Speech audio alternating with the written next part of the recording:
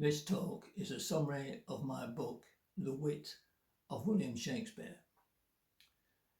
In the book, I explain how words that were actually written by Shakespeare in his plays have a direct connection with Edward de Vere, the 17th Earl of Oxford. De Vere's motto was the Latin Vero Nihil Verius. The name is connected to the motto by the three letters V, E and R. When translated into English, the motto is truly nothing truer, which reflects the order of the Latin motto. De Vere knew many Latin words and phrases that contain the letters V, E and R. He therefore substituted these Latin ver words for vero and verius in his motto, placing the new alternative ver word before and after nihil to reflect the form of his motto. I call this a pun on the motto or a motto pun, although pun isn't exactly the right word. It is the nearest definition that I can find. De Vere then translated the motto pun into English. He could speak Latin fluently, and he would have been able to do all of this instantaneously without thinking about it, just like second nature. He then expanded the English translation to create dialogue, repeating the translated ver word at least once and often many times. The translated nihil word, nothing, is always found between the translated ver words to reflect the order of the Latin motto. A simple example of a motto pun can be found in Henry V, Act 4, Scene 5, Line 4, when the Dauphin says, "Reproach and everlasting shame sits mocking in our plumes, O perdurable shame." And then Bourbon says, "Shame and eternal shame, nothing but shame. Let life be short, else shame will be too long." In the English translation, these words would seem to have no connection whatsoever with the authorship question. But when one sees that the Latin word verecundia means a feeling of shame or shame, we can see that there is a concealed motto pun in these lines when shame, nothing but shame, is converted to verecundia nihil verecundia. The introduction of shame by the Dauphin and the repeating of the word by Bourbon amplifies the motto pun. There is an average of 24.54 puns on Oxford's motto in each and every one of the Shakespeare plays. I have been told that this figure of 24.54 puns on the motto is just coincidence, because wordplay like this was commonplace during the Elizabethan period. I have read more than 20 plays that were written between about 1560 and 1620 by writers like Johnson, Webster, Marston and Chapman. The average number of puns on Oxford's motto in these plays is 2.85. I have also read 20 plays that were written by modern writers like Shaw, Beckett, Osborne and Arthur Miller. None of these writers would have known that they were accidentally creating puns on Oxford's motto. The average number of puns in these plays is 1.5. This is the figure that constitutes coincidence. So, the average number of puns in the Shakespeare plays is 24.54.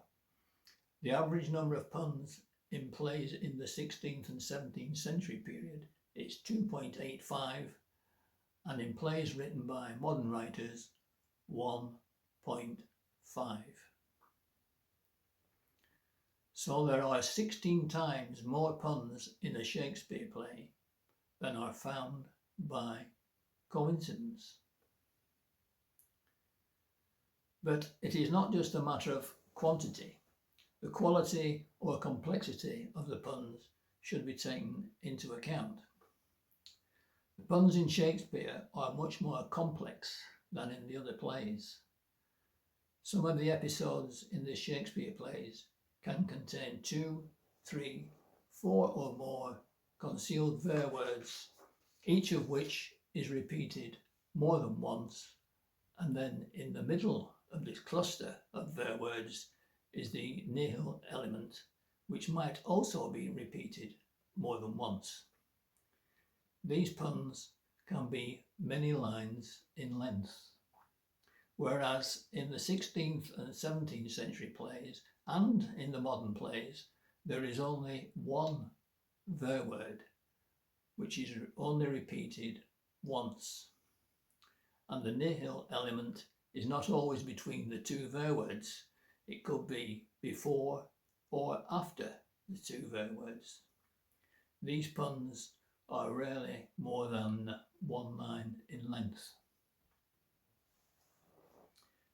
In Act 3, Scene 3 of Romeo and Juliet, the words banished and exile are repeated for 130 lines. However, I think that the repetition of banished and exile in Act 1, Scene 3 of Richard II is much more revealing. Shakespeare might have had in his mind either a movere in insulum, to banish to an island, or solum vertere, to turn or leave one's country, to go into exile. He tells us which he preferred at line 176, when Mowbray says, "Thus then I turn from my country's light to dwell in solemn shades of endless night," which is a poetic definition of solum vertere. This line also puns the Latin solum with the English solemn. The ver words are combined with nihil, nothing, to form a motto pun. At the end of the episode, Shakespeare also introduces the English word yet, which, if it is adversative, is the Latin nihil hominis, and is therefore an alternative Latin word to nihil. Nihil hominis gives Shakespeare more scope to create motto puns.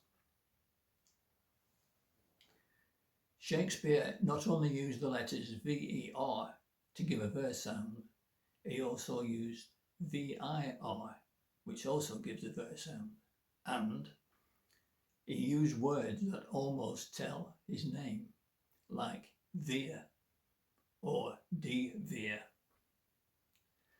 The banished episode in Richard II also contains the repetition of Veer, the way, which is connected to Viator, a traveller or journeyman, errare de Veer, to go astray, to go out of the way, and fessus de Veer, to be weary with the journey. Another extended motto pun can be found in Act 2, Scene 1 of The Tempest. It begins at line 28.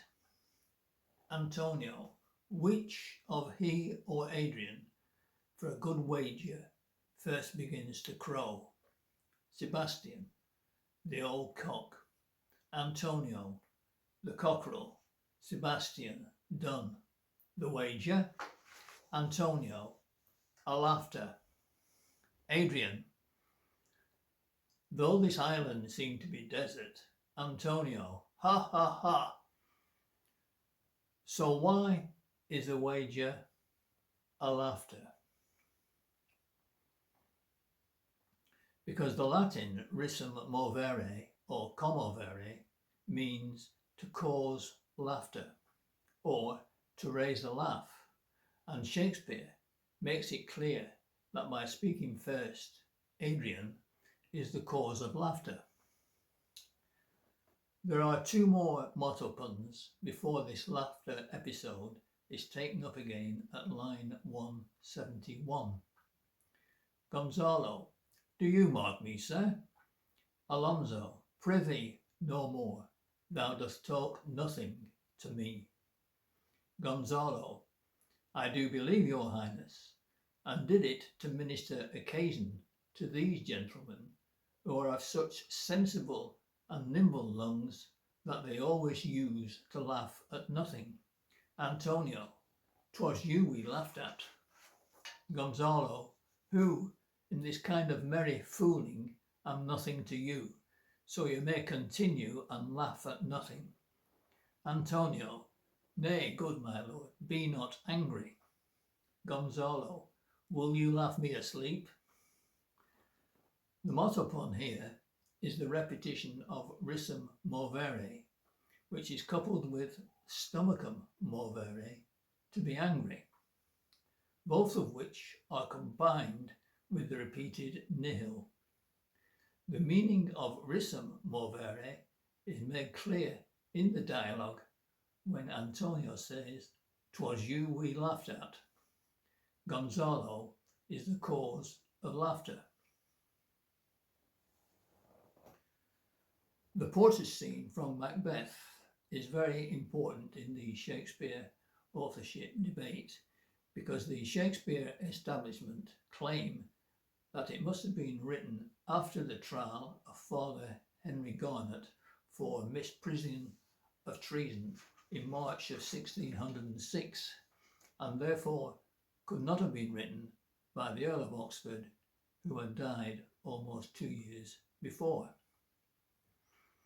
The first day of the trial of Henry Garnet focused on the subject of equivocation, as the King's printer had just published a treatise of equivocation written by Henry Garnet. This word equivocation is the main subject of the porter's scene. The episode actually begins at the end of Act 2, Scene 2, and the porter enters at Scene 3, Line 1. Porter, here's a knocking indeed. Knock, knock, knock. Who's there in the name of Beelzebub? Knock, knock. Who's there in the other devil's name? Faith, he is an equivocator that could swear in both the scales against either scale, who committed treason enough for God's sake, yet could not equivocate to heaven. Oh, come in, equivocator. Knock, knock, knock. The episode goes on with more equivocation and more knocking, ending when Macduff says, "Is thy master stirring? Our knocking has awakened him." In this episode, the equivocation segment is enclosed by the knocking segment. The Latin pulsare et verberare means to knock, and tergiversare means to find excuses, to evade, to equivocate. With the repetition of both pulsare et verberare and tergiversare, which are both combined with nihil hominis, meaning nevertheless or yet, a pun on the motto is created. The equivocator could have been one Edward Squire, who was executed in November of 1598. Therefore, the portage scene was probably written within a few months of the execution. There is an unusual motto pun in Act 1, Scene 1 of King Lear, in that nihil is repeated more than the hidden there word. Lear.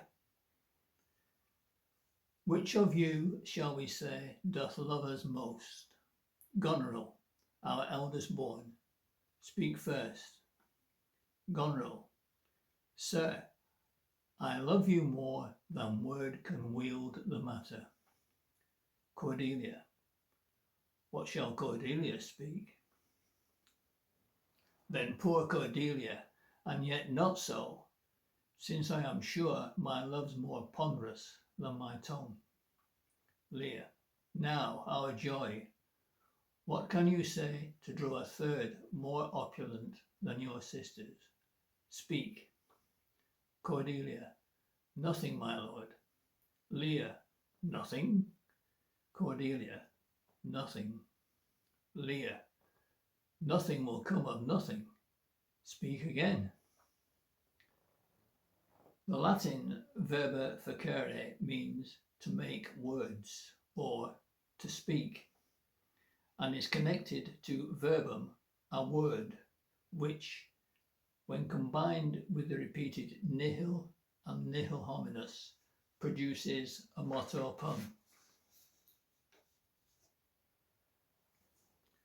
More evidence that Shakespeare actually intended to write puns on the motto can be found in Act 2, Scene 2 of Measure for Measure, when Isabella says, Could great men thunder as Jove himself does, Jove would ne'er be quiet.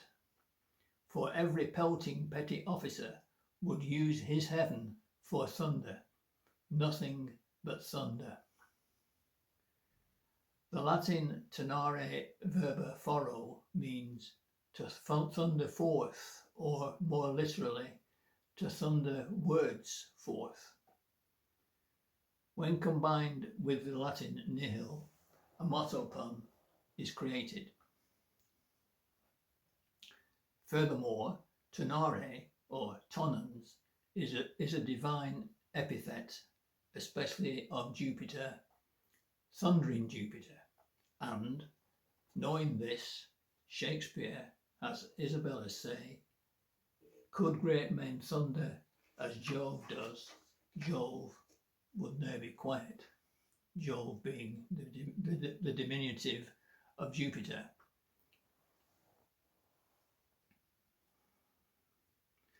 Act 4, Scene 1 of As You Like It contains a short episode that could be referring to De Vere having to sell his land. Rosalind, a traveller, by my faith, you have great reason to be sad. I fear you have sold your own lands to see other men's. Then to have seen much and to have nothing is to have rich eyes and poor hands. Jaques, yes, I have gained my experience. Rosalind, and your experience makes you sad. I had rather have a fool to make me merry than experience to make me sad, and to travel for it too. Farewell, Monsieur Traveller. In September of 1575, De Vere wrote to his father-in-law, Lord Burleigh, hoping by this time my money, which is made of the sale of my land, is all come in. And 2 months later, I shall desire your lordship to make no stay of the sale of my land. Of course, there could have been other English noblemen who sold their land to see other men's. However, this episode begins and ends with the Latin word viator, a traveller, and viatare, to travel. And in the middle, is the repeating of the Italian word avere, to have, with the Latin avere, to bid farewell at a leave-taking, which are combined with nihil, nothing, to form a motto pun. Although this pun is partly in Italian, there can be no doubt that, being enclosed by the Latin viator, Shakespeare intended it to be a pun on the Latin motto. Therefore, this episode does refer to De Vere selling his land in England to pay for his travelling in Italy and elsewhere. How Shakespeare translates the Latin words and then interprets his translations can be an important aspect in the process of creating the motto puns. An interesting example of this can be found in Act 4, Scene 4, line 64 of The Winter's Tale. The episode begins with 4 lines of the repeated welcome before Perdita says, "Grace and remembrance be to you both, and welcome to our shearing." Polixenes, "Well you fit our ages with flowers of winter." Perdita, "Sir, the year growing ancient, not yet on summer's death, nor on the birth of trembling winter. The fairest flowers of the season are our carnations and street gillivors, which some call nature's bastards." Polixenes, "Wherefore, gentle maiden, do you neglect them?" Perdita, "For I have heard it said there is an art which in their piedness shares with great creating nature." Polixenes, "So there be, yet nature is made better by no mean, but nature makes that mean. So over that art which you say adds to nature is an art that nature makes. You see, sweet maid, we marry a gentle scion to the wildest stock, and may conceive a bark of baser kind by bud of nobler race. This is an art which does mend nature, change it rather, but the art itself is nature." Perdita, "So it is." Polixenes, "Then make your garden rich in gillivors, and do not call them bastards." The episode finishes when Perdita says, "You are welcome." The word welcome, Latin salvere iubere, encloses the middle section of the episode. The Latin veritas means, of course, truth, but it also means the actual state or nature of things. Plus, in C.T. Lewis's Latin dictionary, it also means reality or nature. So Shakespeare translates veritas rather than natura as nature, so that he can connect it to imitare veritatem, which in works of art means to imitate or be true to nature. It is clear from the dialogue that Shakespeare considers the marrying of plants together to be a work of art, and he concludes by saying that in this case art itself is nature, thereby connecting art and nature in the dialogue as well as in his translation of veritas and imitare veritatem, which are combined with nihil hominis to create a motto pun. Other words in this episode that are found both before and after nihil hominis are the Latin virgo, a maid or maiden, and the Spanish verano, summer. Why, in the Comedy of Errors, is there a fairly long discussion about the loss of hair?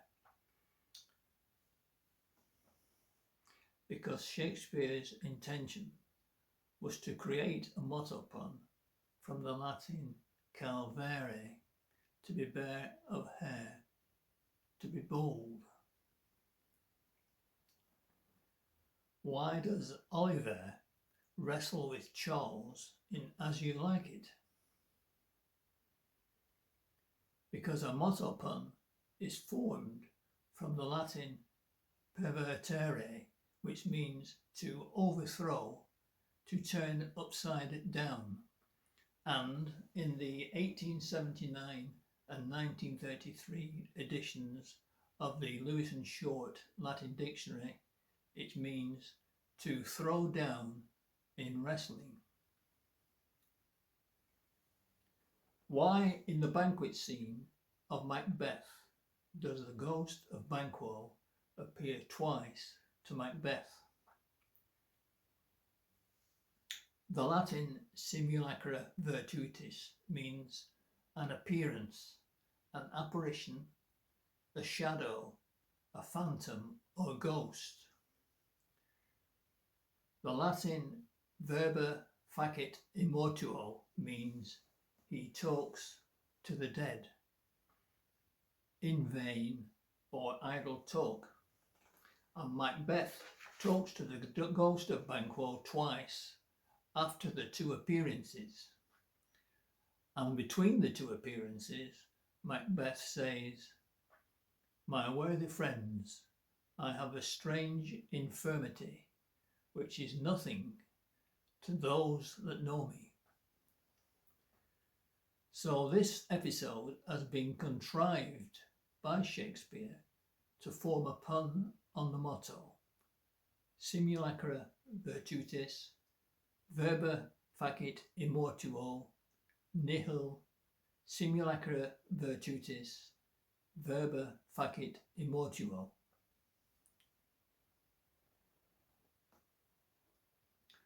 Why did Shakespeare write Act 3, Scene 4 of Henry V entirely in French? Because Catherine, speaking in French, is learning English words, repeating them word for word, off by heart. There are 3 or 4 Latin phrases that describe this process. Verbum pro verba redere, to translate word for word. Verba bene redere, to repeat, to recite words thoroughly. Aliquid ad verbum ediscere, to learn word for word or to learn off by heart. When the Latin nihil hominis, which is the French néant moi, is introduced before the last repetition of verba bene redere, the whole scene becomes a pun on Oxford's motto. And so the concealed puns on the Earl of Oxford's motto go on and on. In every scene, in every act, in every single one of the Shakespeare plays. A total of 908 motto puns. This is the wit of William Shakespeare. Edward de Vere, the 17th Earl of Oxford. Count Leo Tolstoy was looking in the right direction when, in September of 1906, he published Tolstoy on Shakespeare. On page 29, Tolstoy writes, "The chief peculiarity of characteristic Shakespearean language is that the thoughts are bred either by the consonance or the contrast of words." On page 76, Shakespeare's characters repeat a question several times, or several times demand the repetition of a word.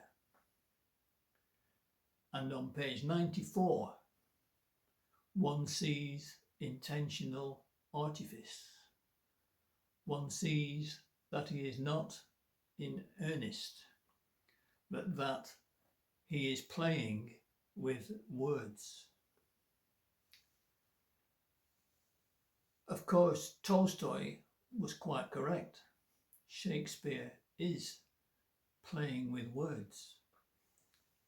Unfortunately, Tolstoy did not know how or why Shakespeare is playing with words. It could now be said that Shakespeare's writing is mechanical, that he was writing to a formula, or, as Tolstoy wrote, with intentional artifice. However, it can now be seen that the Latin puns on Oxford's motto were the inspiration that fired his imagination and inventiveness, and that these motto puns help us to understand how he created the many diverse scenes in the comedies, histories, and tragedies. And knowing this, that Shakespeare is even more of a genius than even his most ardent admirers realise. Thank you for watching.